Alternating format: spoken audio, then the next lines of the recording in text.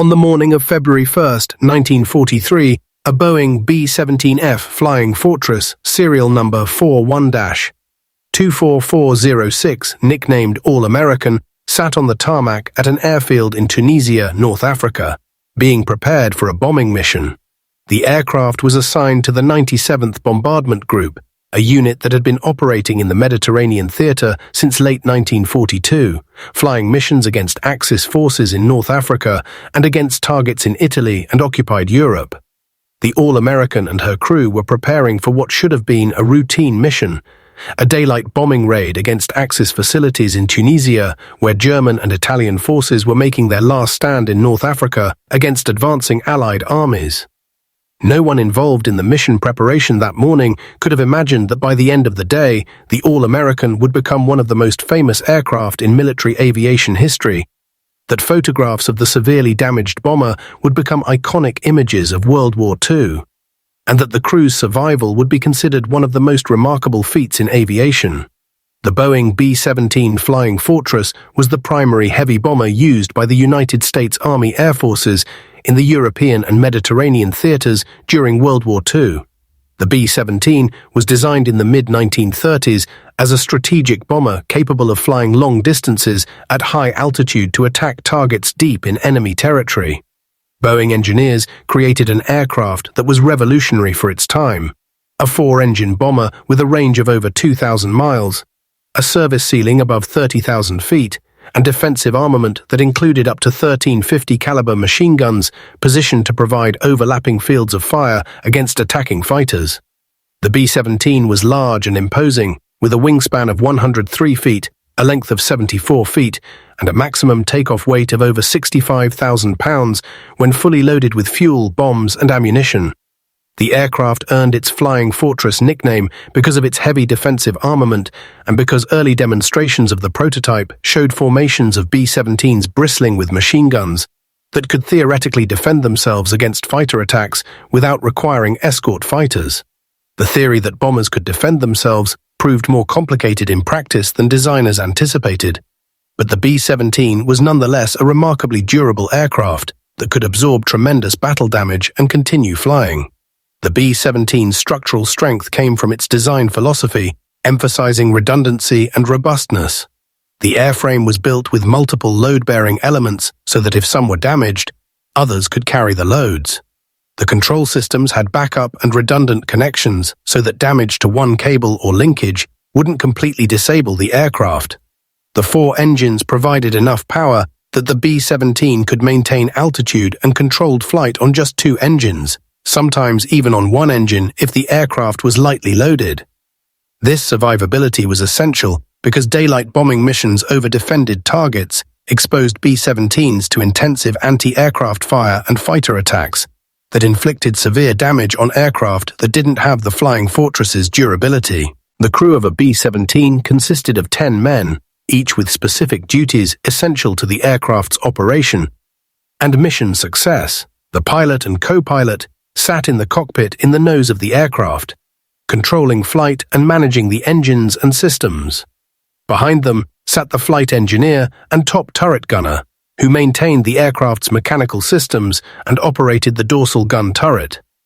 The bombardier and navigator worked in the nose compartment, with the bombardier responsible for aiming and releasing bombs during the bomb run, and the navigator responsible for getting the aircraft to the target and back to base.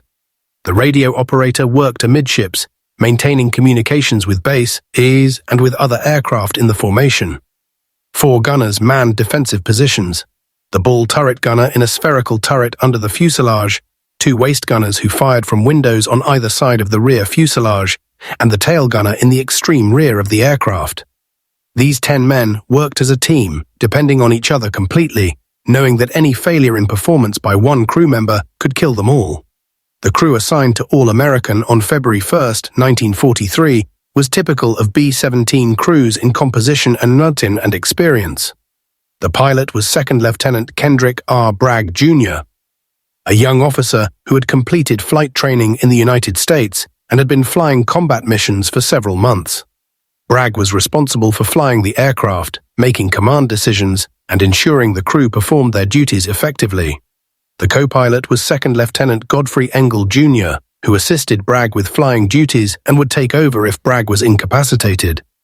The navigator was Second Lieutenant Harry C. Newessel, responsible for the critical task of navigating to the target and back to base, particularly important over the featureless desert terrain of North Africa, where visual landmarks were scarce. The bombardier was Second Lieutenant Alva J. Giron, who would aim and release the bombs during the attack.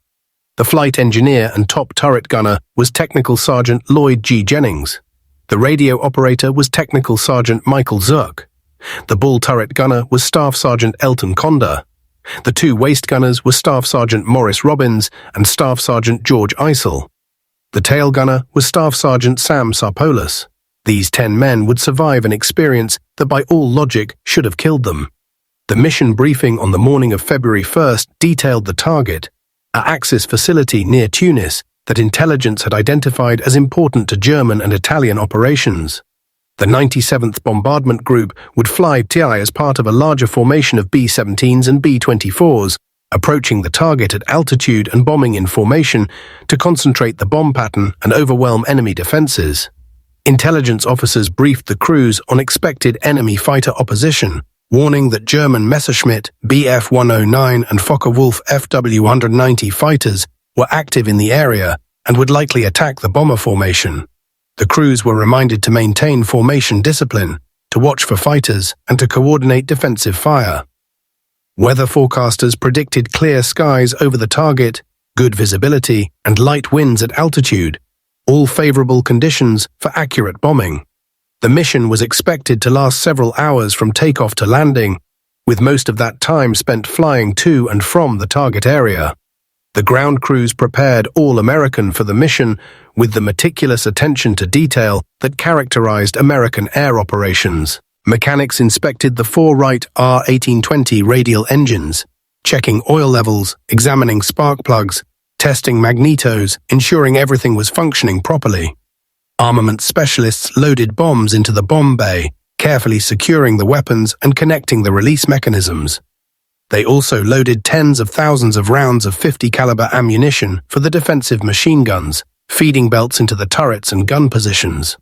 The aircraft was fueled with the thousands of gallons of aviation gasoline needed for the long mission. Every system was checked and double-checked because any mechanical failure during the mission could have catastrophic consequences. The ground crews took pride in their work, knowing that the flight crews' lives depended on the maintainers doing their jobs correctly. When the pre-flight checks were complete and All-American was declared ready for flight, the ground crew chief signed off on the aircraft and turned it over to Lieutenant Bragg and his crew. The crew boarded All-American and conducted their own pre-flight checks, each man verifying that his station was ready and that his equipment was functioning. Bragg and Engel went through the pilot's checklist, testing controls, checking instruments, ensuring the engines started and ran smoothly. The gunners checked their weapons, loading ammunition belts, testing the turret mechanisms, clearing their fields of fire. The navigator verified his charts and instruments. The bombardier checked the bomb site and release mechanisms.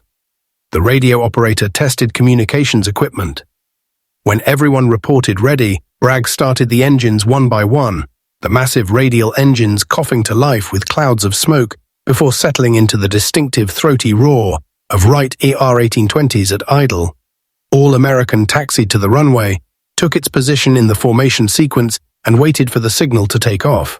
The takeoff was routine, with Bragg advancing throttles smoothly and the heavily loaded B-17 accelerating down the runway until it reached flying speed and lifted off, climbing away from the airfield. All-American joined the formation, taking its assigned position among the other B-17s that were assembling into combat box formation.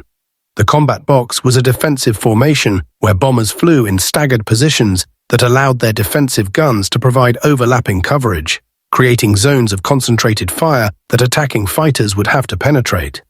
Maintaining precise formation flying required constant attention from pilots who had to match their speed and position to the lead aircraft while watching for other bombers nearby. Formation flying was tiring and demanding, requiring pilots to make continuous small adjustments to throttle and controls. But it was essential for both defensive protection and for concentrated bombing. The bomber formation climbed to altitude, and set course for the target area, flying across the Mediterranean coastline and inland over Tunisia. The landscape below was mostly desert, vast expanses of sand and rock, with occasional settlements and roads visible from altitude.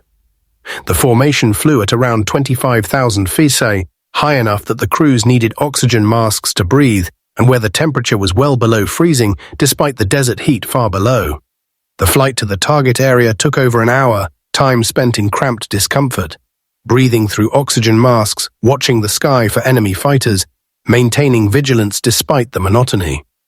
Some crew members, particularly the gunners who had no immediate duties during the flight to target, dealt with fear by trying to stay busy checking equipment, scanning the sky, anything to avoid dwelling on what might happen when they reached the target and the flak and fighters started. German radar stations detected the approaching bomber formation and alerted Luftwaffe fighter units in the area. German fighter controllers vectored Messerschmitt Bf-109 fighters to intercept the bombers, and German pilots scrambled to their aircraft and took off, climbing to altitude to meet the American formation. The Bf-109 was one of the most effective fighter aircraft of World War II, fast and maneuverable, armed with cannons and machine guns capable of inflicting severe damage on bombers. German fighter pilots were experienced and skilled, many of them veterans of the Battle of Britain and of combat on the Eastern Front, and they knew how to attack bomber formations effectively. Their tactics involved approaching at high speed, firing into the bombers to inflict damage and casualties, then breaking away before the defensive fire could destroy them. The Germans knew the bombers' defensive guns were dangerous, and that pressing attacks too close risked being shot down. But they also knew that breaking up bomber formations and shooting down aircraft required aggressive tactics that accepted risk. The All-Americans crew spotted the German fighters when they were still several miles away. Dark specks against the sky that grew rapidly larger as they approached at closing speeds of over 500 miles per hour. The intercom crackled with warnings as gunners called out positions and ranges, directing each other's attention to threats. Fighters at 2 o'clock high. Bandits coming in from 11 o'clock level. The gunners tracked the approaching fighters, waiting until they came into effective range before opening fire. The defensive guns on a B-17 had effective range of about 1,000 yards, and firing at longer ranges wasted ammunition without likelihood of hitting. As the German fighters closed to within range, the B-17 gunners opened fire. Streams of 50 caliber tracers reaching out toward the attackers, filling the sky with bullets that forced the German pilots to jink and maneuver to avoid being hit. The German fighters made their attack runs, singles and pairs diving toward the bomber formation, firing bursts from their cannons and machine guns, then breaking away as defensive fire from multiple bombers converged on them. The attacks were terrifyingly fast, German fighters flashing past in seconds, too quick for most gunners to track effectively, but the sheer volume of defensive fire from the formation meant that some bullets would find targets through probability if nothing else. Some German fighters were hit, trailing smoke or pieces of airframe as they broke away, though most escaped unscathed from their firing passes. The bombers also took hits, cannon shells and machine gun bullets striking airframes, engines, control surfaces. Some bombers fell out of formation, trailing smoke or fire, beginning the long fall toward the desert below. Parachutes blossomed as crews bailed out of stricken aircraft, though many crew members didn't escape from bombers that were destroyed too quickly or that fell out of control before crews could jump. All Americans' gunners tracked and fired at the attacking fighters, adding their defensive fire to the formation's collective response. The bomber shuddered occasionally as German bullets struck the airframe, punching holes in aluminum skin, but nothing vital was hit during the initial attacks. Bragg maintained his position in the formation, flying steady despite the combat happening all around him, knowing that breaking formation would leave All-American vulnerable and isolated. The bomb run was approaching, the point where the formation would have to fly straight and level for several minutes while the bombardiers aimed and released their bombs. The most dangerous phase of the mission when the bombers were predictable targets for both fighters and anti-aircraft fire. The intercom chatter reflected the tension, gunners calling out fighters, noting hits on other bombers, reporting their own ammunition expenditure, maintaining the continuous communication that kept everyone aware of threats and status. The formation reached the initial point, the navigation landmark where the bomb run began. The lead bombardier took control of the lead aircraft through the bombsite's autopilot connection, making fine adjustments to the formation's course to line up precisely on the target. All the bombardiers in the formation watched the lead aircraft, preparing to release their bombs when the lead bombardier released his, creating a concentrated bomb pattern. Bragg flew formation on the lead aircraft, matching its movements exactly, while below anti-aircraft guns opened fire, black puffs of flak bursting at altitude as German gunners tried to hit the bombers. Flying through flak was terrifying because there was no way to evade it, no defensive action that helped, just flying straight through the barrage and hoping the shells didn't explode close enough to cause fatal damage. Fragments of hot steel from flak bursts could punch through aluminum skin, could kill crew members, could damage critical systems, all randomly and unpredictably. The lead bombardier released his bombs, and bombardiers throughout the formation immediately toggled their release switches, sending their bombs falling away toward the target below. All Americans bombardier, Lieutenant Jeon, confirmed bombs away, the aircraft suddenly lighter as several thousand pounds of ordnance dropped from the bomb bay. With bombs released, the formation was free to turn away from the target, breaking the straight and level flight that made them vulnerable and maneuvering for the return flight to base. But the danger wasn't over. German fighters continued attacking, and the formation was still over enemy territory where additional fighter units could intercept them. The return flight would be as dangerous as the approach had been. Perhaps more so because the German fighters knew the bombers' likely return route and could position themselves for advantageous attacks. Lieutenant Bragg turned All-American to follow the formation leader, maintaining his position as the group turned onto the heading that would take them back toward their base. The formation was somewhat scattered from the bomb run and the fighter attacks, with bombers spread over a larger area than the tight combat box they had maintained approaching the target. Tightening up the formation was a priority because scattered bombers were vulnerable to fighter attacks, but getting bombers back into proper position took time and attention from pilots who were also watching for fighters and managing battle-damaged aircraft. All-American had sustained some hits, but nothing that affected flying qualities or critical systems. So Bragg was able to maintain position and help the formation coalesce back into defensive formation. The German fighters regrouped after the initial attacks and prepared for another series of passes against the bombers. The Luftwaffe pilots knew that the bombers had expended their bombs and would be trying to escape back to base, and German tactics emphasized pursuing damaged bombers and stragglers who had fallen behind the formation.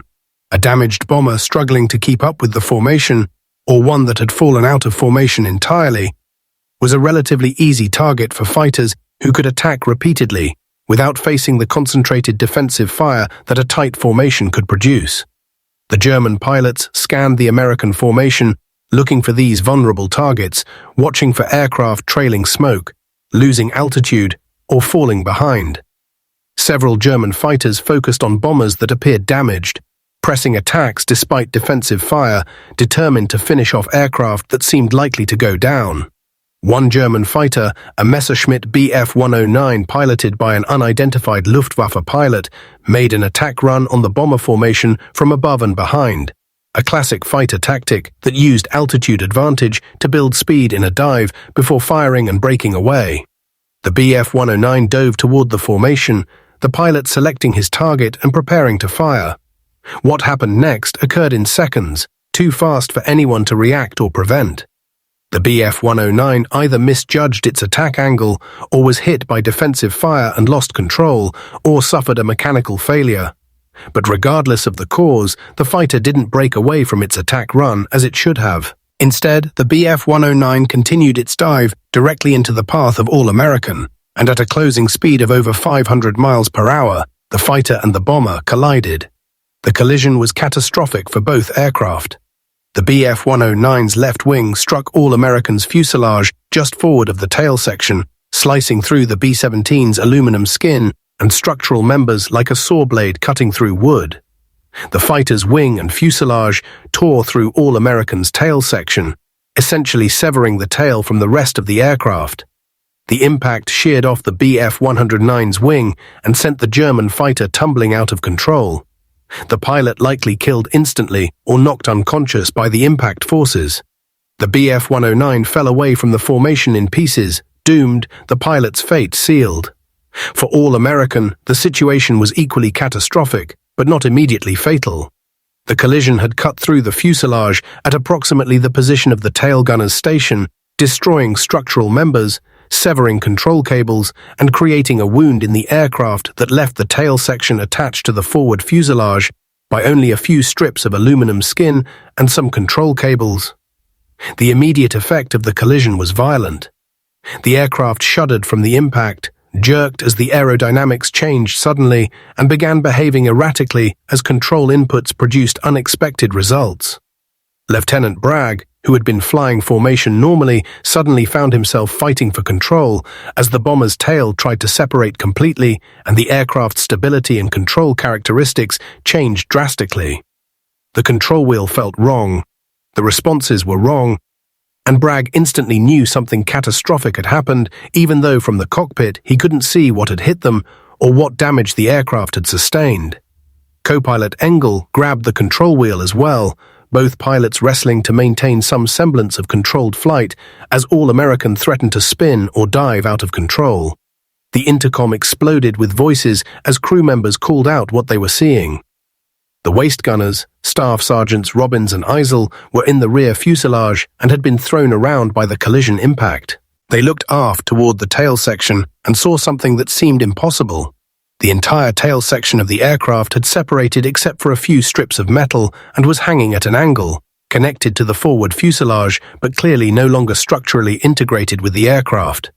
They could see through the gap between the fuselage and the tail, could see sky and clouds where there should have been continuous metal structure, could see the tail moving and flexing in ways that aircraft components should never move. The sight was so shocking that for a moment both men simply stared, unable to process what they were seeing, their minds rejecting the visual evidence because aircraft couldn't fly in that condition. Staff Sergeant Sam Sarpolis, the tail gunner, had been in the tail position when the collision occurred. The impact happened directly at his station, and by all reasonable expectations, Sarpolis should have been killed instantly, crushed or torn apart by the collision. But through extraordinary luck, Sarpolis survived the impact with relatively minor injuries. The collision had occurred in such a way that the structural damage happened around Sarpolis rather than directly through his position, and while he was battered and bruised by being thrown around in the tail section as it was nearly severed, he was alive and conscious. Sarpolis found himself in the isolated tail section, separated from the rest of the crew by the gap where the fuselage had been cut nearly through. He could see forward through the gap into the waist section, where Robbins and Eisel were staring back at him in shock. The tail was swaying and flexing violently, moving in relation to the forward fuselage, and Sarpolis knew he was in immediate mortal danger. The question facing Lieutenant Bragg and his crew was immediate and urgent. Could they keep the aircraft flying, or did they need to bail out immediately before the tail separated completely and the aircraft became uncontrollable? Bailing out over enemy territory meant becoming prisoners of war if captured, injury or death if the parachute failed, or if they landed badly, and certain loss of the aircraft. But staying with a mortally damaged aircraft that could break apart at any moment meant risking death for all 10 crew members if the tail separated completely and the aircraft spun into the ground. Bragg had to make a command decision within seconds, had to evaluate whether All American could be controlled sufficiently to attempt flying back to base, or whether the damage was so severe that bailout was the only option. He and Engel continued fighting the controls, trying to determine if the aircraft could be flown at all. Flight Engineer Sergeant Jennings left his top turret position and moved through the aircraft to assess damage. He reached the waist section where Robbins and Eisel were staring at the severed tail, and Jennings made his way carefully to the edge of the gap, looking at the damage and trying to understand what was holding the tail on. What he saw was terrifying. The tail section was attached by perhaps 6 to 8 inches of aluminum skin on the top of the fuselage, some fragments of structural members that hadn't been completely sheared through, and several control cables that had survived the collision. That was all. The structural integrity that normally held an aircraft together, the heavy longerons and formers and skin that created a rigid structure, had been destroyed. The tail was essentially hanging on by luck and by fragments of material that could fail at any moment. Jennings evaluated whether there was any way to secure the tail section or reinforce the connection, but the gap was too large and the forces too great. There was nothing the crew could do to make the structural situation better. Either the remaining connections would hold or they wouldn't. Jennings made his way forward to the cockpit and reported what he had seen to Bragg. The description of the damage seemed impossible. Aircraft simply couldn't fly with their tails nearly severed. The aerodynamic forces on the tail surfaces, the loads from control movements, the stresses from flight through turbulent air, all of these should have been more than enough to tear away a tail section that was barely attached. But somehow, impossibly, the tail was still connected, and more impossibly still, the aircraft was responding to control inputs, albeit poorly and unpredictably. Bragg had to decide whether to order bailout or to attempt flying the crippled bomber back to base. The decision weighed on him heavily because it affected 9 other lives, and the wrong choice would kill them all. Bragg asked each crew member for their status and for their opinion on whether to bail out or try to fly home. This democratic approach to command decisions wasn't standard procedure, but the extraordinary circumstances justified getting input from everyone. The crew's responses were mixed. Some wanted to bail out immediately, arguing that the aircraft couldn't possibly hold together long enough to reach base and that staying aboard was suicide. Others wanted to try flying home, pointing out that bailing out over enemy territory also carried severe risks and that if there was any chance of saving the aircraft and getting everyone home safely, they should try. The debate was necessarily brief because every minute spent discussing was a minute the tail could fail, but Bragg wanted to hear from his crew before making the final decision. Staff Sergeant Sarpalis, isolated in the tail section and in arguably the most dangerous position, radioed forward that he wanted to try flying back rather than bailing out. From his position, Sarpalis could see how tenuous the connection was, could feel the tail flexing and moving, could understand better than anyone how close he was to death. But Sarpalis told Bragg that if the pilot thought there was any chance of making it back, he wanted to try because his chances of surviving a bailout from the damaged tail section seemed worse than his chances of surviving the flight if Bragg could control the aircraft. Sarpalis's willingness to stay aboard influenced Bragg's decision.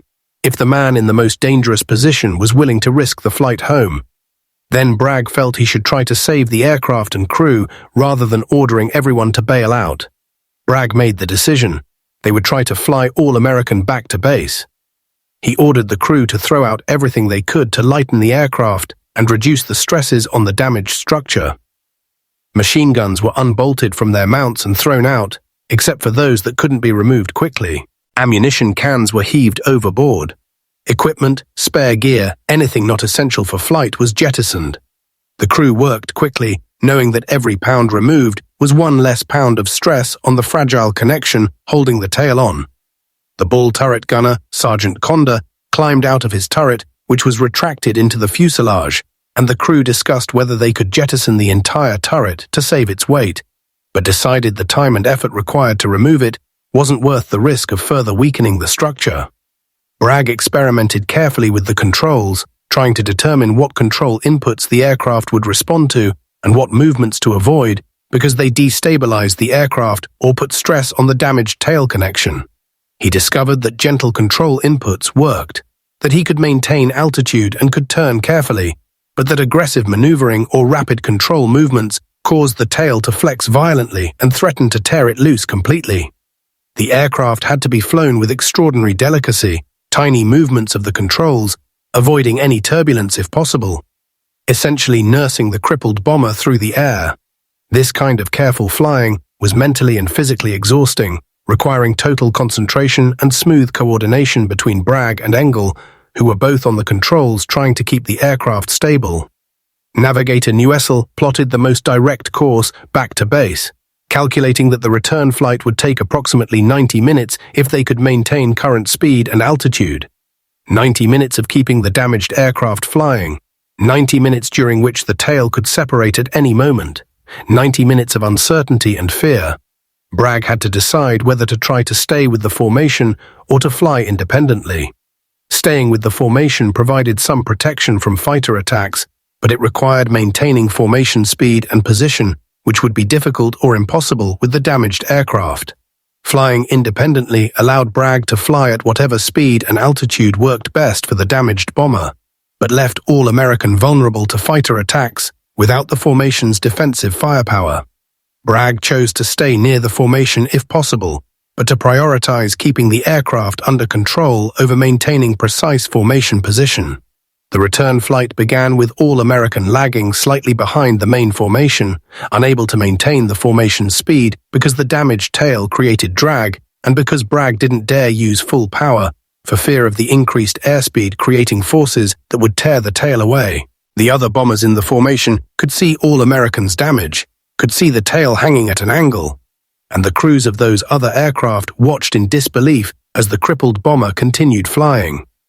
Several pilots radioed to Bragg, suggesting he order his crew to bail out, telling him the aircraft couldn't possibly make it back, but Bragg replied that he was maintaining control and was going to try for base.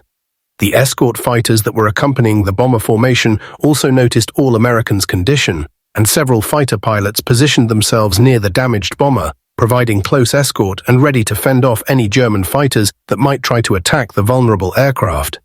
The flight back to base was an ordeal that tested every crew member's courage and endurance. Bragg and Engel flew the aircraft continuously, never relaxing, constantly making minute adjustments to keep All-American stable. The physical strain of this intense concentration and precise control was exhausting, but neither pilot could rest because the aircraft required constant attention. Navigator Neuessel monitored their progress, calling out course corrections and providing Bragg with distance remaining to base. Information that was both encouraging as the distance decreased and frustrating because base still seemed so far away, and every mile required keeping the aircraft together for that much longer. The other crew members stayed at their positions, monitoring systems, watching for enemy fighters, and trying to avoid thinking about the fact that they were flying in an aircraft that could disintegrate at any moment.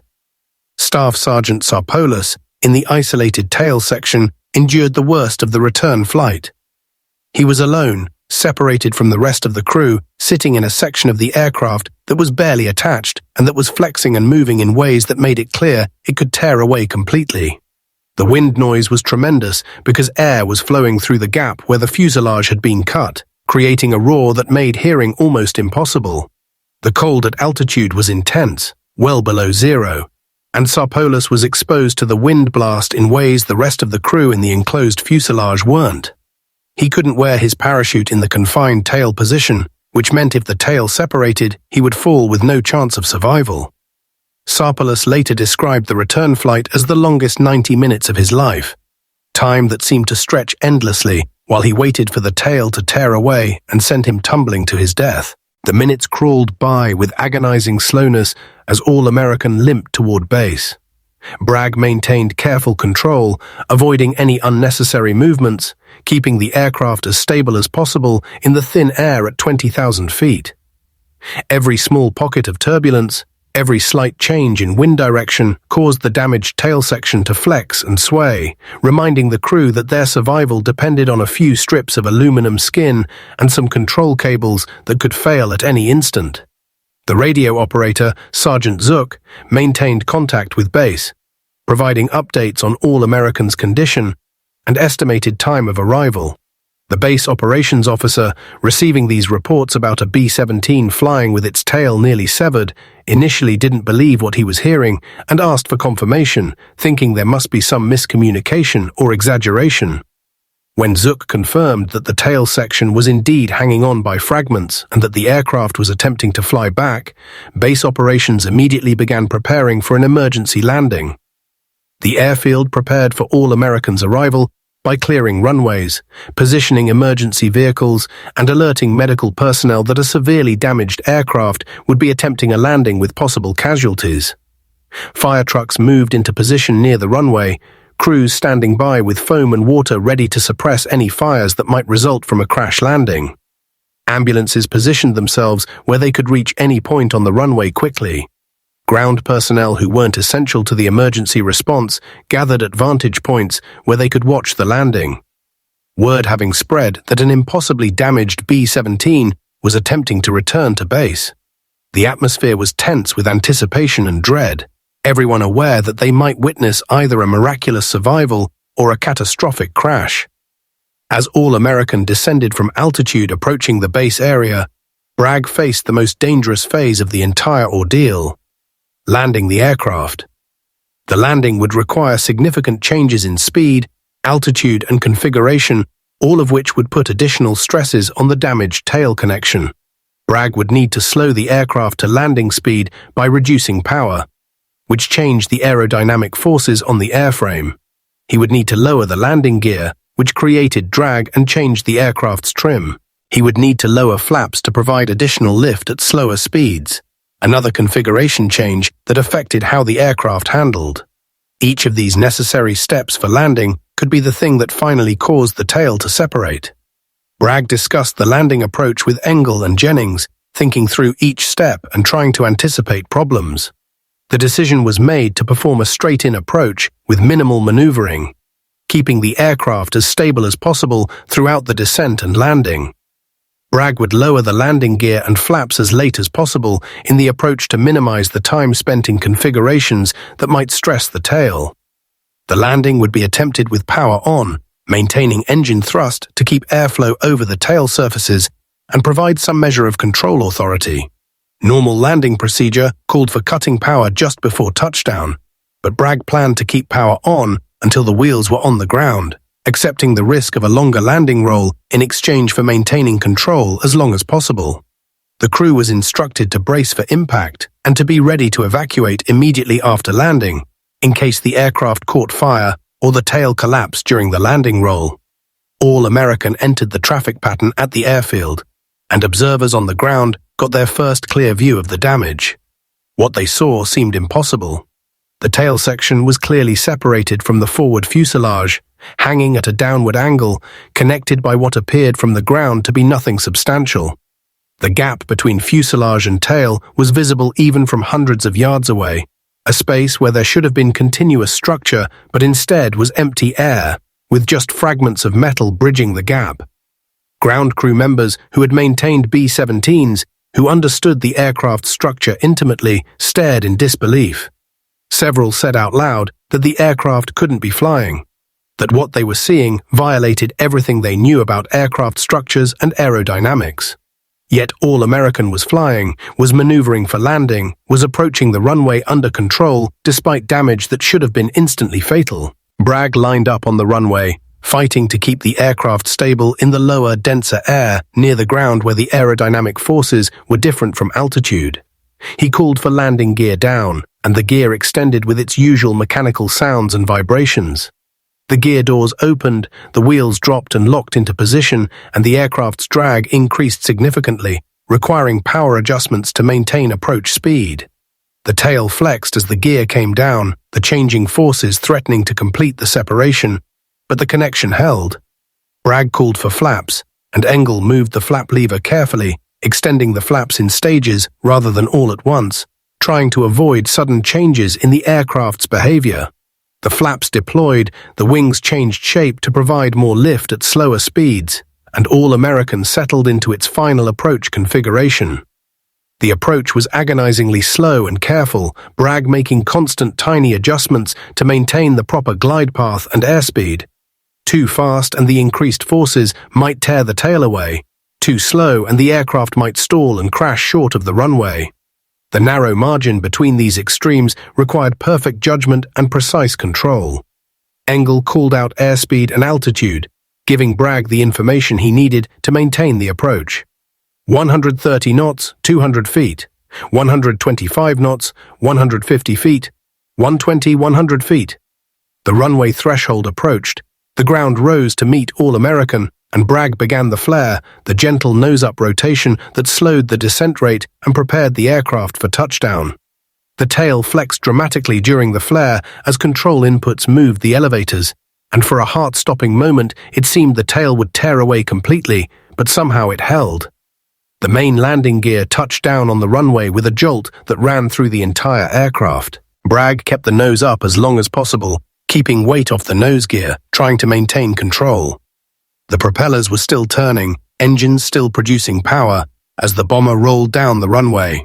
Bragg gradually reduced power as the aircraft decelerated, letting the speed bleed off naturally rather than using brakes aggressively that might put stress on the airframe. The nose gear settled onto the runway with another jolt. All-American was down, rolling on all three landing gear, still in one piece. Bragg continued the rollout, letting the speed decrease, and finally brought All-American to a stop at the end of the runway. He shut down the engines, their roar fading to silence, and for a moment the crew simply sat, stunned that they were alive, that the landing had succeeded, that the ordeal was over. The silence lasted only seconds before the cockpit erupted in voices, crew members talking over each other, expressing relief and disbelief. "We made it. I can't believe we're alive. Holy God, we're down." Emergency vehicles raced toward All-American, fire trucks and ambulances converging on the bomber. Ground personnel ran toward the aircraft from all directions, everyone wanting to see the impossible damage up close. The crew began shutting down systems and preparing to evacuate, following procedures even though they wanted nothing more than to get out of the aircraft immediately. Bragg remained in his seat for a moment longer, hands shaking from the adrenaline and exhaustion, processing what he and his crew had just accomplished. They had kept a mortally damaged aircraft flying for over 90 minutes and had landed it safely with all crew members alive. It was a feat that would be studied and discussed for decades. The crew evacuated through the normal hatches and doors, climbing down to the runway on legs that were shaky from adrenaline and stress. Staff Sergeant Sarpoulos, still in the tail section, had to be helped out because the tail was now resting on the ground at a severe angle and the normal exit was inaccessible. Ground crew members brought a ladder and helped Sarpoulos climb out of the tail position where he had spent 90 minutes certain he was going to die. When Sarpoulos stepped onto the runway and saw the damage from outside the aircraft, saw how little had been holding the tail on, he sat down abruptly, overwhelmed by the realization of how close to death he had been. Medical personnel checked over the crew, treating minor injuries and shock, but remarkably, no one was seriously hurt. The worst injuries were bruises and minor cuts from being thrown around during the collision, nothing requiring hospitalization. Once the crew was clear and medical personnel had checked them, the aircraft was immediately surrounded by engineers, maintenance officers, and photographers who wanted to document the damage while the evidence was fresh. Photographers took dozens of pictures from every angle, capturing the severed fuselage, the hanging tail section, the twisted metal and torn skin. These photographs would become some of the most famous images of World War II aviation, visual proof of what the B-17 could survive and of the skill and courage required to save such a damaged aircraft. The photographs showed clearly that the tail section was attached by approximately 6 to 8 inches of aluminum skin on the top of the fuselage, by fragments of structural members that had been bent but not completely severed, and by several control cables that had somehow remained intact through the collision. Everything else had been cut through or destroyed.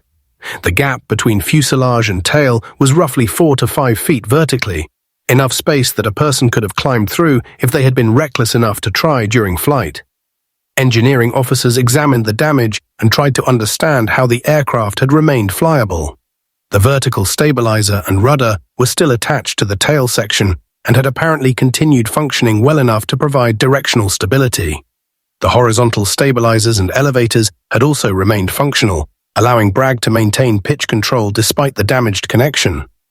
The control cables that ran from the cockpit to the tail surfaces had been protected by their routing through the aircraft and had survived the collision where structural members had failed. This combination of luck and robust design had allowed just enough control authority to maintain flight.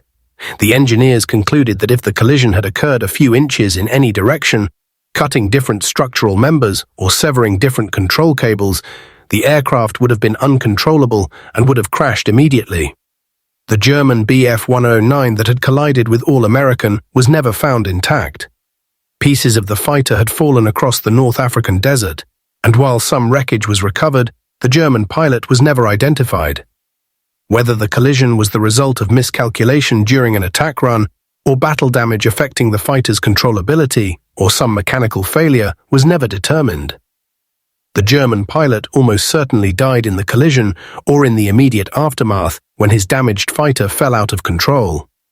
Ironically, the German pilot's attack had destroyed himself while failing to destroy All-American, though he had come closer to killing the bomber crew than anyone would have believed possible at the time.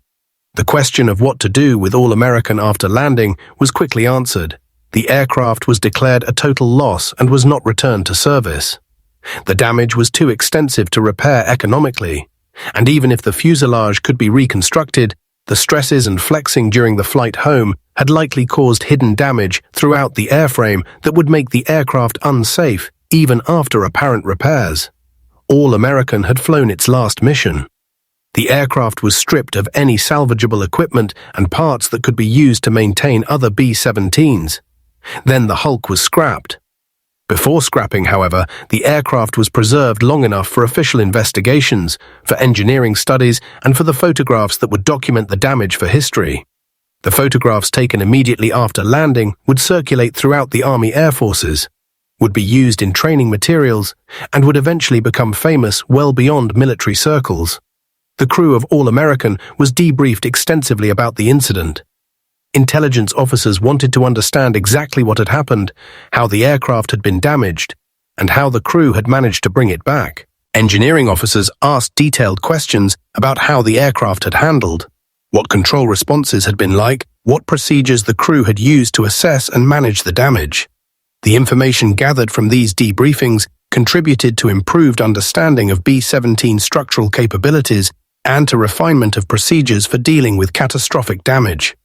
The crew's experience, their decisions about whether to bail out or attempt flying back, their techniques for controlling the damaged aircraft, all provided lessons that could help other crews facing similar situations. Lieutenant Bragg and his crew were recommended for decorations recognizing their courage and skill in saving the aircraft and themselves. Bragg received the Distinguished Flying Cross for his piloting during the emergency. Other crew members received air medals recognizing their performance under extreme circumstances. These decorations acknowledged that the crew had faced a situation where death seemed certain and had, through skill, courage, and teamwork, found a way to survive. The decorations were appropriate recognition, though the crew themselves often said that they had simply done what they had to do to survive and hadn't felt particularly heroic at the time, just scared and determined not to die. The story of All-American spread quickly through the Army Air Forces and became part of B-17 lore, one of the most dramatic examples of the Flying Fortress's legendary durability. Crews flying B-17s took comfort from knowing that the aircraft could survive damage that seemed impossible and could bring crews home even when the aircraft appeared doomed. The phrase, "built like a B-17, became shorthand for toughness and durability, and All-American's story was frequently cited as proof that the aircraft deserved its Flying Fortress nickname. Boeing engineers, proud of their design's performance, used All-American as an example when discussing the B-17's structural strength and redundancy in design. The aircraft had exceeded design specifications in ways no engineer could have predicted, surviving loads and damage that weren't in any engineering textbook. The photographs of All-American were widely published during and after the war, appearing in newspapers, magazines, training materials, and history books. The images of the B-17 flying with its tail barely attached became iconic representations of both the aircraft's toughness and of the skill and courage of American aircrews. The photographs were dramatic and visceral in ways that words couldn't match, showing undeniable visual evidence that the bomber had flown in a condition that seemed aerodynamically impossible. Even people who knew nothing about aviation could look at the photographs and understand that something extraordinary had happened, that the aircraft should not have been able to fly, and that the crew must have possessed remarkable skill to bring it home.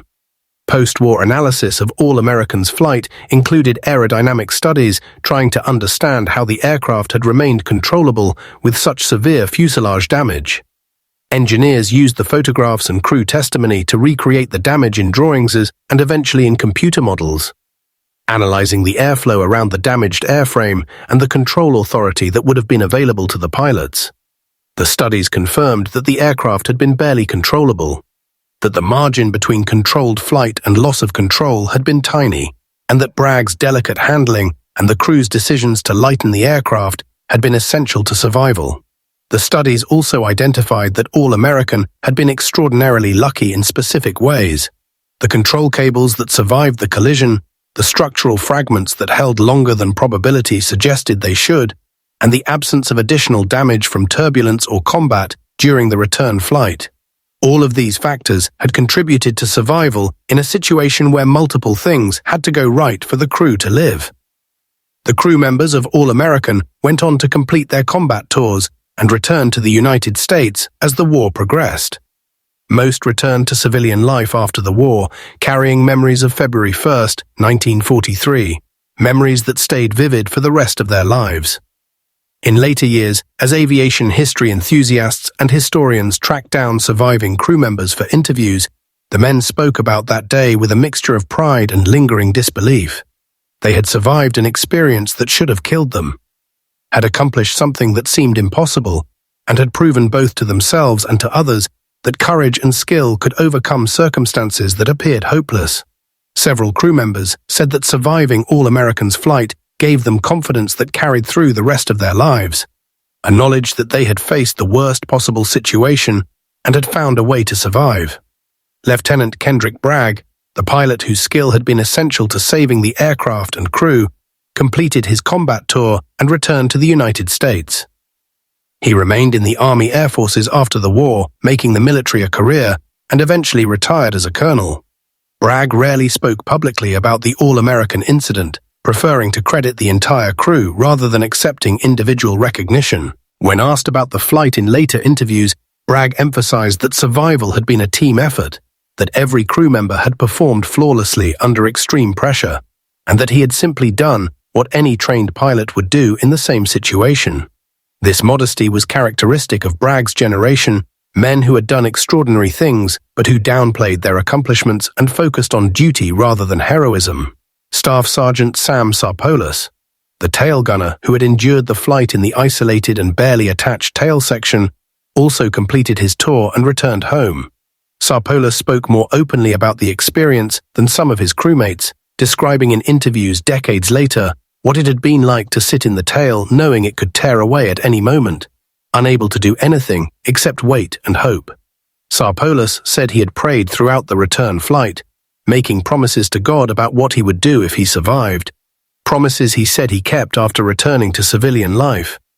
The experience had affected Sarpolis profoundly, giving him a perspective on life and on what mattered that stayed with him forever. He said that after surviving All American's flight, other problems in life seemed manageable by comparison, that he had used up his allotment of terror on that February day, and nothing afterward ever scared him quite as much. The loss of All American as an aircraft was mourned by ground crews who had maintained the bomber and by other air crews who had flown alongside it in formation. Individual aircraft developed personalities and histories in the minds of the men who flew and maintained them, and All American had been one of the 97th Bombardment Group's aircraft long enough to have established such identity. The aircraft's serial number, 41-24406, was stricken from the active inventory and would never be used again. The name All American was not transferred to another aircraft. Though later B-17s would carry the same name, they would not be the same aircraft that had performed the impossible flight on February 1st, 1943. The original All American existed now only in photographs, in official records, and in the memories of the crew who had flown her home against all odds. The engineering lessons from All American influenced B-17 design and maintenance throughout the rest of the war. Boeing engineers studied the failure modes, understanding what had broken and what had survived, and used this knowledge to recommend inspection procedures and structural reinforcements for other B-17s. Maintenance crews were trained to look for specific types of damage that All American's experience had shown could be survivable if detected and addressed before becoming critical. The redundancy that had allowed All American to fly with such severe damage was recognized as a key feature of the B-17's design that should be maintained and even enhanced in future variants. Some proposed modifications to further strengthen tail attachments were studied but not implemented because the All American incident was seen as such an extreme outlier that designing for similar damage wasn't cost-effective. The collision that damaged All American was one of many mid-air collisions that occurred during World War II air operations, flying in tight formations with hundreds of aircraft, dealing with combat damage that affected controllability. operating in weather conditions that limited visibility, and engaging in violent combat maneuvers all created situations where collisions could occur. Most mid-air collisions were fatal for all aircraft involved, with bombers and fighters falling from the sky in pieces or flames. All-American survival of a mid-air collision was exceptional not just because of the extent of the damage, but because the aircraft remained controllable enough to attempt flying home. Other aircraft that suffered mid-air collisions generally either broke up immediately or became uncontrollable within seconds, giving crews no choice except to bail out if they survived the initial impact. The fame of All-American's flight created a legacy that extended beyond the specific crew and aircraft. The story became part of American World War II mythology, one of those incidents that captured imagination because it combined danger, courage, skill, and improbable survival in equal measures. The story appeared in books, in magazine articles, in training films, and eventually on the internet where new generations discovered the photographs and the story behind them. Each retelling emphasized slightly different aspects. Some focused on the aircraft's toughness, some on the pilot's skill, some on the crew's teamwork and courage. All of these angles were valid because the survival had required all of these elements working together. The B-17 Flying Fortress as an aircraft design was vindicated by incidents like All-American's survival. The aircraft had been controversial when first developed, with critics arguing it was too expensive, too complex, and too specialized. The aircraft's performance in combat, particularly its ability to survive battle damage and bring crews home, silenced these critics and established the B-17 as one of the most successful bomber designs of World War II. The specific features that allowed All-American to survive, the structural redundancy, the multiple load paths, the robust control system design were all deliberate engineering choices that had been questioned during development as adding unnecessary weight and cost.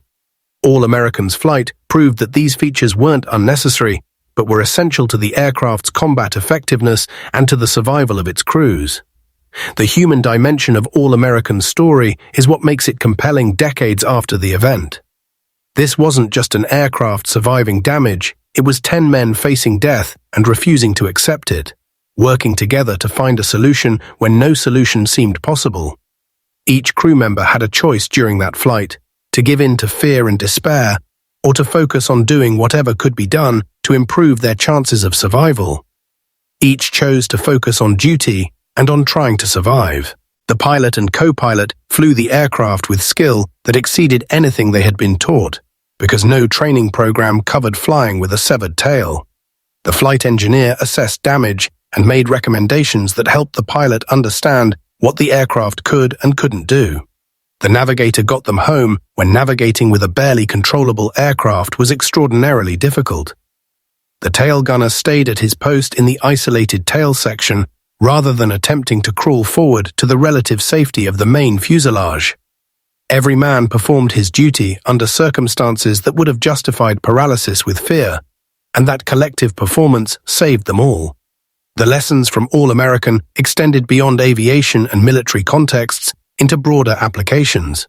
The story became a case study in crisis management, in decision-making under pressure, in teamwork under extreme circumstances. Business schools and leadership training programs used All-American as an example of how organizations respond to catastrophic problems.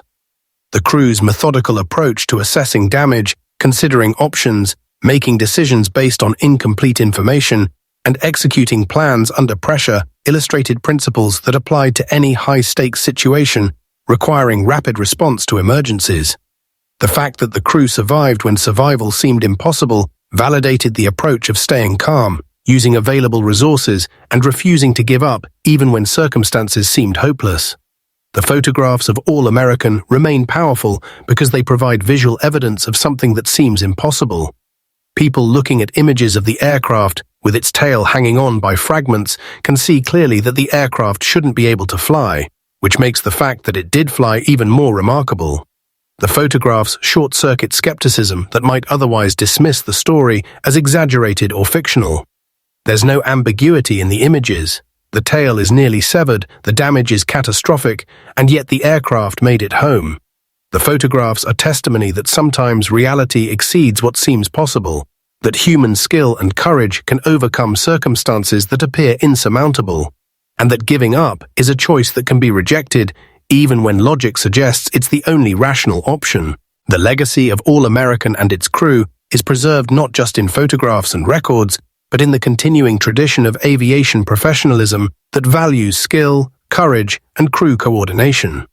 Modern pilots training on complex aircraft learn about incidents like All-American as part of their education in how to handle emergencies and how to work as a crew when facing catastrophic problems.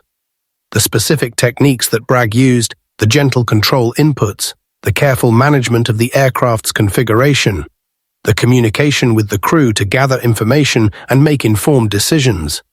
All of these remain relevant to modern aviation despite the decades that have passed and the technological advances that have transformed aircraft. The fundamentals of good piloting and good crew coordination that saved All-American are timeless principles that apply regardless of the specific aircraft or era.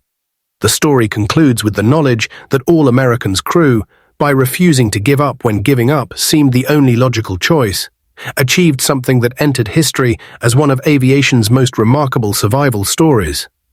The aircraft that shouldn't have been able to fly, flown by a crew that shouldn't have been able to control it, made it home against odds that no reasonable person would have accepted.